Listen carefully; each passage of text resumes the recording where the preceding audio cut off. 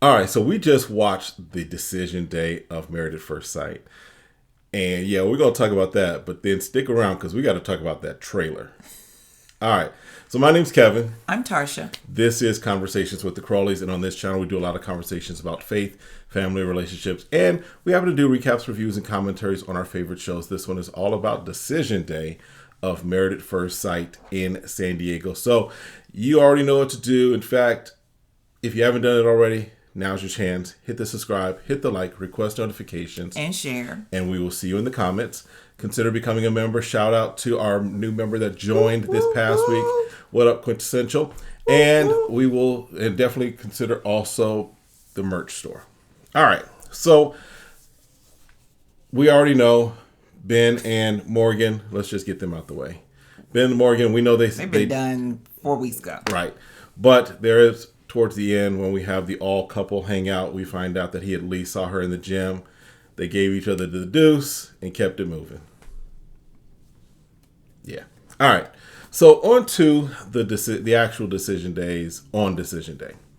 Stacia and Nate, he shows up with flowers. Yeah. Like freshly cut flowers. Like you went and got a tree from his mama garden or something. So, yeah, he shows up with flowers. She shows up. So then they talk, and she's like, she's been wrestling with a lot of things. She's like, I've been wrestling with your anger issues. I've been wrestling with rejection. Been wrestling with your mama issues. And about your mama issues. And she kind of goes in on the mama issues. Well, because she feels like it's a slight against her. Mm-hmm. And obviously, it's not, right? Right. He just acting and being triggered by what occurred in his childhood. Mm-hmm. And so, which it's going to take more for her to really understand. He was traumatized. Mm-hmm. Like, he lost his mother. His mother abandoned him. And again, sometimes as parents, we don't understand. Our children are going through things. Even though they're young, they need someone to talk to. They need to talk to a therapist. We're trying to figure out, handle our own life. And we forget that our children need a safe space where they can share these feelings. Because if not, it's going to come out in their relationships. Yep. And so, and it did. And he explains and apologizes to her. Mm-hmm. He's like, I am sorry. I'm anxious. All this is overwhelming for me. Mm-hmm. And so the things that were being said triggered me. And that's where, I need to apologize for. Yeah. And he's like, but let's not get it twisted. She got work to do too. She got work, and he ain't lying. He's like, I got work to do. I recognize that. I acknowledge that. I know this. Mm-hmm. But she ain't off the hook that easily. Nope. She got some work to do herself. And I wish she would kind of been more specific in saying that she needs to trust that my love is growing for her. Right. And that I am falling in love with her. Yeah. And she needs to understand that it's getting there. Mm-hmm. And allow me to do that. Trust me that I'm not here just to take from her. Right. And I think that might have been important. And maybe they did say that. Again, we know they are sitting there longer than what we think they are. Because he does make the statement that he's like, she can be cold, she can be condescending, and all those things. So they both have some work to do some things. Yeah. So he says, in his little speech to her, he's like, I feel that we were meant to be together. Mm-hmm. And he says yes, he wants to recommit to her. She pulls out, or she says that she was up all night thinking. Mm-hmm. She was like, I was tossing and turning. She's like, I didn't sleep. Insomniac, whatever. She was out. She was not having any sleep that night to make her decision. But she eventually came around to says yes. Now, here's the thing. She took forever to say yes. Like, wait, I want to awkward pause right here. She took forever to say yes. It was like, it was like 3 commercial breaks. 3 commercial breaks. Even Pastor Cal was like, that was the longest yes I've ever had on this doggone show. But you went too far and you're a dramatic pause. They said to pause, but not to take a break, a lunch break. Like, I'm not going to be mean. All right. So next couple. Moving along. Moving along. I'm going to be nice. All right. So then next couple. So yes, they are staying together. Next couple is Justin and Alexis. All right. So, and then, I'm sorry. As far as Alexis, or excuse me, as far as Stacia and Nate, when all the couples are hanging out, Stacia kind of jokes around that they said no, but everybody was like, y'all too close. Y'all moving forward. Y'all good. Justin and Alexis, however. So Justin shows up. He's like, he feels good. He had an epiphany. He recognized that he was living in his head, that he needs to get out of his head and move forward. She appreciates him being vulnerable with her. She's like, I thank you for opening up to me, showing more of who you are, all of those things, right? And then they go back and forth appreciating each other. Well, I appreciate how you do this. I appreciate how you do this. Well, they were asking them to show and share the positive moments that they've had, because a lot of times we take the bad times, which can be very minimal, and make that the big thing and blow it out of proportion. Right. So I get where they were trying to draw them back to the positive things. She pulls out her note so she can. Well, no, before that. Oh, okay. Before that, Pastor Cal's like, I hear y'all been consummating y'all relationship. And he's like, yeah, we having fun consummating. Alexis is like, yeah, we got to work on that. And Pastor Cal's like, what does that mean? What's that mean? And even Dr. Pepper was like, well, that's kind of how, typically in a relationship, you're going to figure that out together. Right. You figure it out, but is it figuring out where everybody's satisfied? Is it figuring out where what's going on? Right. What's going on? So they also have the discussion of Maya and the impact of that, because he recognizes that it wasn't fair for him to put that on her, that decision should have locked her into the decision for them. Right. So yes, he says yes, and then she says her speech because she wrote it down. Basically, she's like, within time and trusting you, I'm going to say yes at this moment. So we're like, okay, well, wow. We were expecting them not to make it. We thought they were she going to say, nope, I ain't doing it. Tired of messing with you. I'm not going to even try. Yep. And she said yes. And so they're celebrating. Yep, they're drinking their champagne. They walk to kind of the area where the producer wants to get like kind of, how are you feeling after this? Right. And he started going to me. And I was like, am I missing something? We miss a scene? Did they cut something? He goes right into like, what does that mean? Time. Well, because she said, so she does say, she said, yes, she needs time. She's like, I need time to process. Basically what I took, and let me know if you agree, I think that what she was saying was, I don't have enough information to cut it off completely because we're making some positive changes. So she's like, I'm saying yes to more time. She's like, I'm not saying yes to growing and being 80 years old together. She's like, I'm saying yes to more time because there's a decision that has to be made, but I'm making the decision that we're going to continue on and see where this goes. Well, I'm trying to figure out what triggered him, because he went right back into the old self. Like, instead of asking her more questions to get a clear understanding of what that means, because at one point she was like, I know we're starting over as fresh and resetting, but I don't want us to lose the growth. Right. That we gain. Right. You gain an understanding that you could be in your head, and I don't want you to go back to getting in your head, is what I got from her, and the things that I learned that I need to do better as we're moving forward afresh. Right. And with that means that we need more time. But to me, it seemed like he just took it like, so you don't want to be with me? You regretting being with me? Why would you set her up and push her where you're trying to push her out of the door to say no? I was really confused where all of a sudden he just get triggered like he was like, his fear was that she would quit, right? And she's like, I'm not quitting. And then she's like, can we please stop using that word quit? She's like, if I'm putting my effort into it, if I'm putting my energy to it, and it's just not there, how is that quitting when I've put it into that, to put energy into it. And she's like, have you ever broken up with anybody? He's like, yeah. She's like, did you quit? Well, yeah, because I had information. She's like, so if after 4 months I have the information, how am I quitting? He's like, well, we should give it a year. You're talking semantics as far as time, right? Right, because I'm like this. At this moment, she said yes. Trust her yes in that moment. Leave it at that, dude. Say, I'm so excited that you're willing to give this time. And I'm willing to be here during this time. And I want to continue to put in the work to make our relationship work. Wonderful. I'm great. I'm here for it. Let's do this. And then we can figure everything else out and allow that to give her the space. I'm going to say space. Yes. She needs. So y'all can make some decisions. Now, I wouldn't want them to be living in different apartments and stuff like that.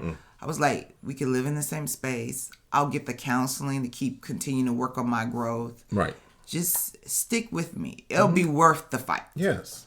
But for you to start poking the bear and causing someone to break, to me, it's like, from my perspective, he was causing her to break up with him. Yes. Like, he wanted that. Yes. He had the fear, and he just ran with it make sure. He was sabotaging the relationship. He was sabotaging it. Because she's like, I just said yes, but I did not imagine that 20 minutes later we'd have a fight.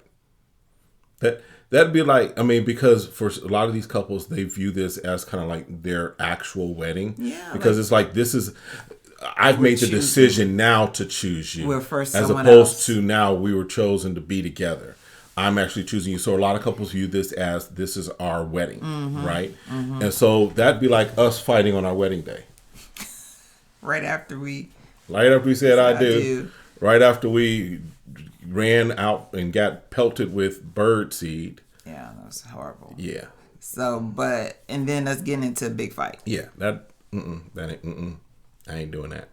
And she was like, that didn't make sense. So, you could see the look on her face where she's like, I said yes, but we're seeing the same things. We're seeing him in his head again.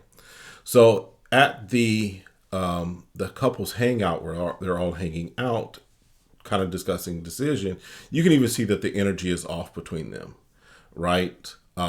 Other times when they've been together in a situation, there's physical contact, there's some energy towards each other. She is just like, I'm here.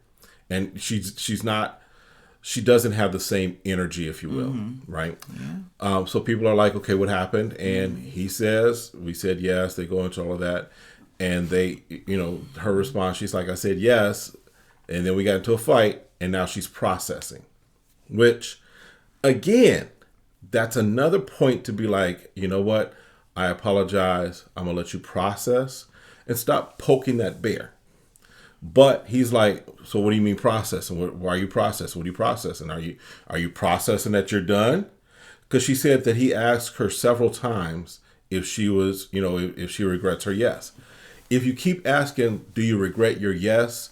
Eventually I'm going to be like, look, I'm retired of you asking me. So yeah, I regret it. You would think you would have been happy that she said yes.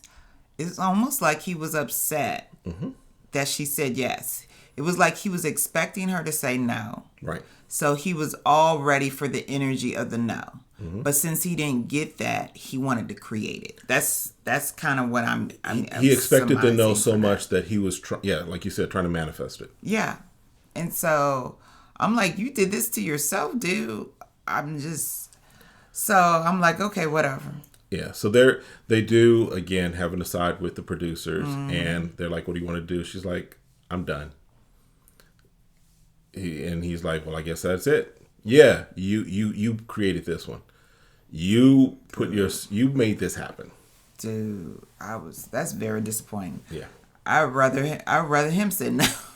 Yeah, and again, I was wrong on this because I said that she had checked out a while ago, but clearly, and at least as far as what we were saying, she was not checked out. She was simply saying, I need more time, more information. I need more data. Well, she said, and he gave her all the data that she needed with his response. Well, and she said, I'm a very logical person. I'm not very emotional. Hint, hint. So I'm trying to be logical about this decision and then allow my emotion to follow. Right? When you're a logic person, emotion tends to follow. Right. Not lead. Right. Well, he leading with so much emotion like a train. The logic doesn't hit him till 3 days later. Right. But then it's too late. Right. Right? Because now the person's gone and out of your life. Yeah. But anyway, let's move on. So, to the next one. real quick, they do, as they're moving out, she does apologize. She's like, I didn't want to do it that way. I don't want to do that to you. She's like, she was mortified that she had done it the way that she did it in that space and what have you. So again, she cares about him. He cares about her, but he's gotten in his head and gotten in the way of this relationship. Yeah, and he's not being able to apologize for his part. Because I really don't feel like she did anything wrong based on the way he was interjecting himself and the fear he had. Yep. So, but kudos to her. Yep. For being able to apologize for her part. All right, Lindy and Miguel. Yep. So he shows that we get a sign off the top that they're together. He comes in with his green tie. She comes in with her green dress. Oh, you think they coordinated that? It's like, well, maybe they talked about what they're going to wear before they left for decision day. I think Lindy coordinated that with her bridesmaid dress on. Well, she could have before they left to be apart. That's what I'm saying. They coordinated that. But you're acting like they talked while they were trying to decide their day apart. That's what you're kind of implying. Sorry, but either way, they coordinated that. Okay. He felt that they were on the right track until the retreat when he had his meltdown. She had her meltdown.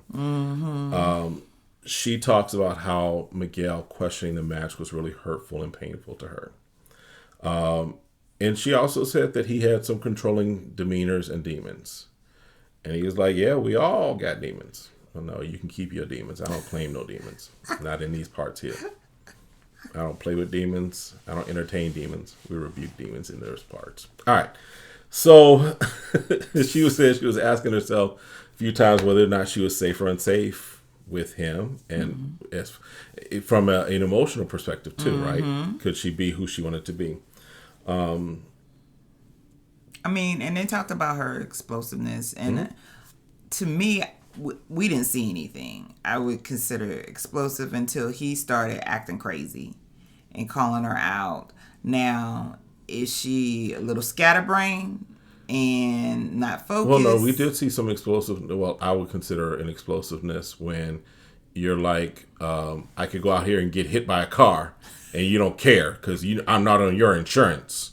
I think that's still a 5 compared to what she could be to 10. True, but I'm saying because if you came it that way early on, I'd be like, you better get some Obamacare. There was no Obama then when we got married. I know. We get some Reagan care or something. Whoever got the care. Reagan didn't care about us. I know. Reagan definitely didn't care about us. Reagan did not care about us. Actually, who was president when we got married? Clinton. Yeah, we found out Clinton didn't care about us. No, it wasn't Clinton. Then it was Bush. It was Bush. Bush didn't care about us either. Bush definitely didn't. Neither him nor his daddy. Right. It was his daddy. It was his daddy. Yeah, his daddy ain't care. Yeah. Then it was Clinton. Then it was... No, it was Clinton. And then it was Junior. It's 96. Yeah, it was Clinton. It was... Yeah, it was Clinton. Clinton had 2 terms. Okay. Clinton at least tried to care about us. He pretended to care about us. But he had other things going on under his desk that took his attention He was pretending away. To care about us. All right, anyway, that's enough of our history lesson.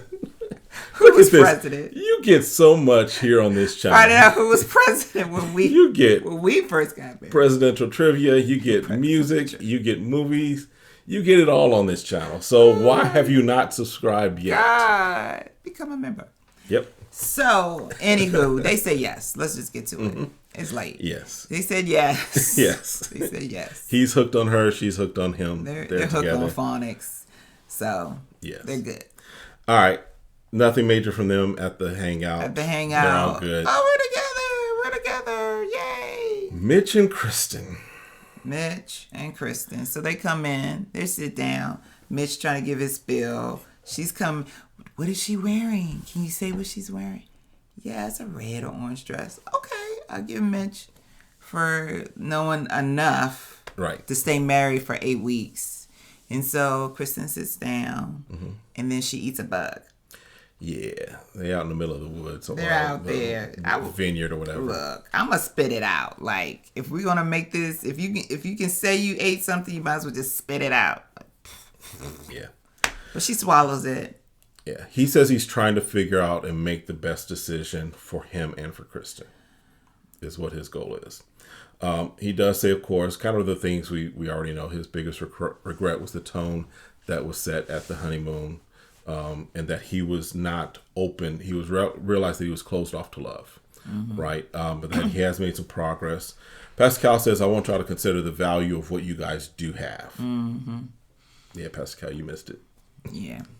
So then she does say that she values his love for the environment and the ability to change whatever. Yep. He thinks she's loyal and honest, but he didn't realize that all of who she was until later on. Yep. Right. He does say, I know that she wants and deserves somebody who is head over heels about her. That ain't me. That ain't me. I ain't no head. She ain't showing enough toes to me. She ain't dusty enough. She is not. Her eyebrows are too straight. Like, her feet are too clean. Okay. She is not letting her mustache grow out. Right. So with all that being the case, I ain't gonna say no. Yeah, and she's like, I like the way you put that. That was nice. And she's like, yeah. I choose me. She's like, I'm choosing myself. I choose me. I'm not gonna. No sugarcoating it. This is a choice about me. Because I like me. Right. Because if I didn't like me, I would stay married to you. Yep.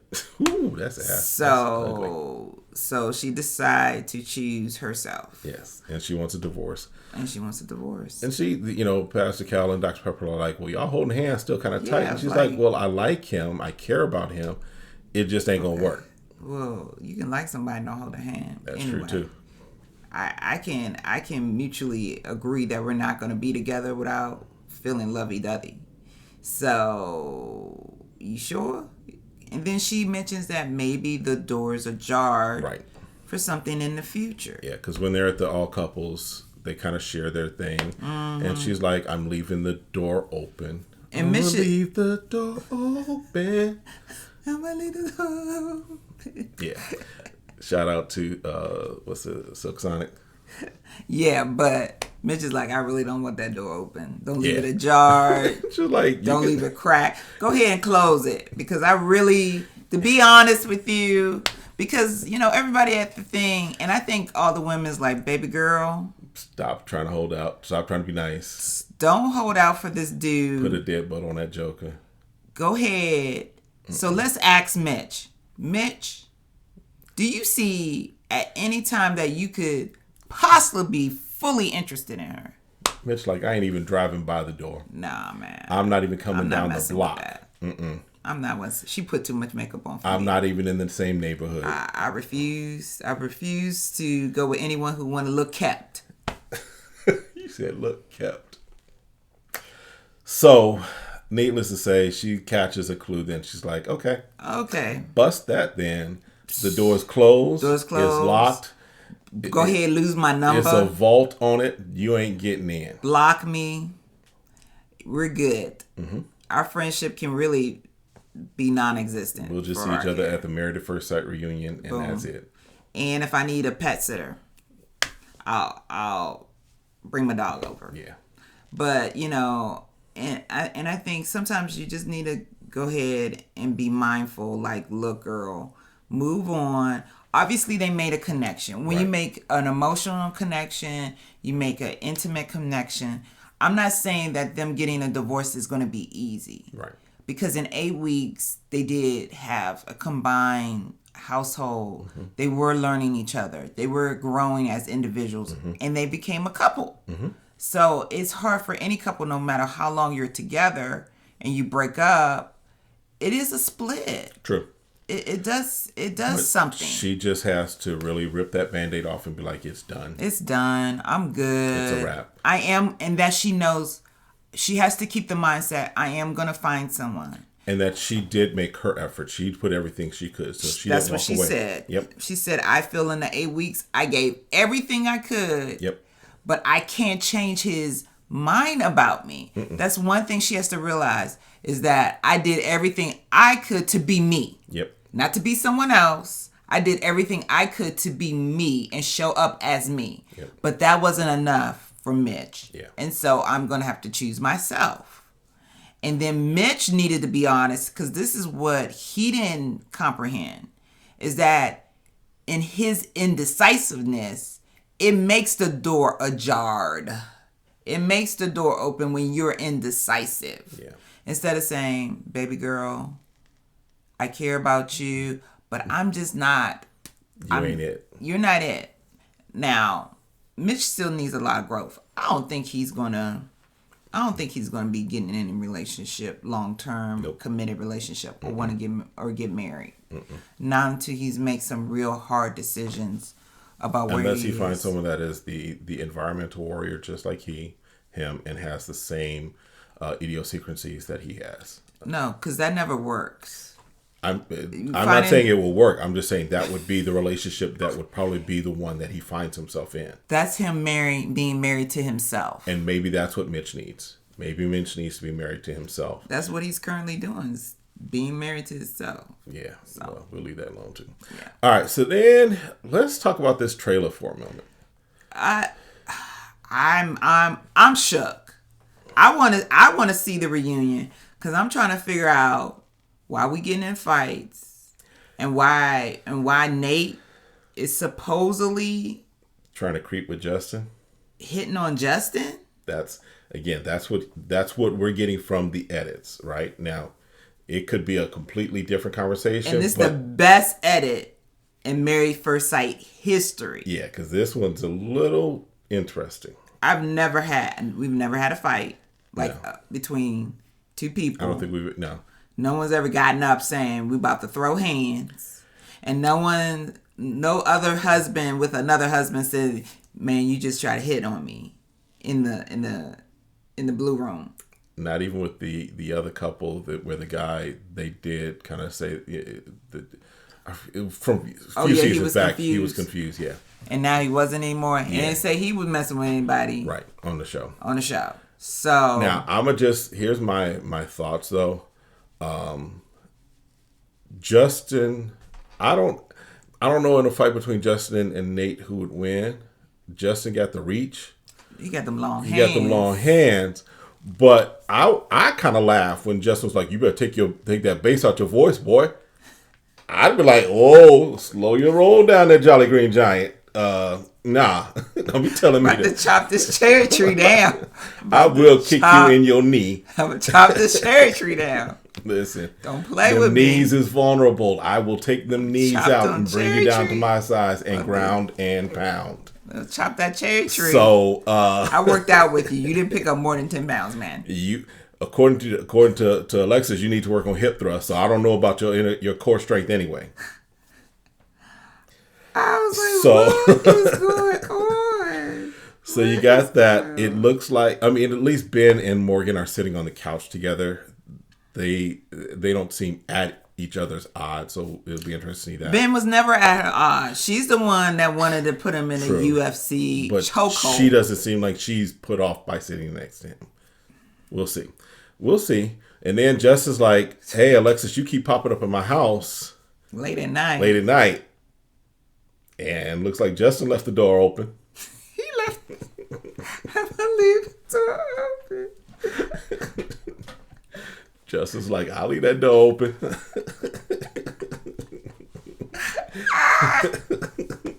I had no problem with my door being unlocked. Okay. You come in whenever you want. Okay. Oh boy. All right, so listen, that's it. We will listen. Make sure you hit the subscribe button right now, because you definitely want to be here for when we talk about this reunion. Because I'm gonna have to get some popcorn. Yeah, I might have to get me a piece of chocolate cake. Some ice cream. All right, listen, that's it for this one. We'll see you all next time. Have a great one. Be blessed. Peace.